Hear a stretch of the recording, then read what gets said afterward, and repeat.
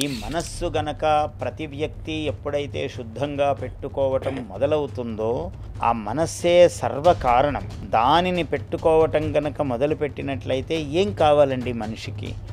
విశేషంగా విపరీతంగా నాకు ధనం వచ్చేయాలనే ఒక దురాశతో గదా దాన్ని కలుషితం చేస్తూ ఉన్నాడు. అమ్మే పదార్థాన్ని ఏం చేసుకుంటాడు వాడు?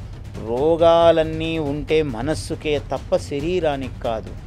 ఇవన్నీ చాలా చోట్ల మనకు ఉదాహరణలు చెప్తారు. ఏమీ లేదు, ఒకటి ఇట్లా చూశాడు, చూడగానే ఏమోనంటే మీరు కొంచెం చాలా నలతగా ఉన్నట్టున్నారు కదా, కొంచెం మొహం చూస్తే ఎందుకో అని అన్నాడు అనుకోండి. ఒకడు నిజంగా ఏమీ లేదు, వాడికి ఎందుకో అనిపించింది అన్నాడు.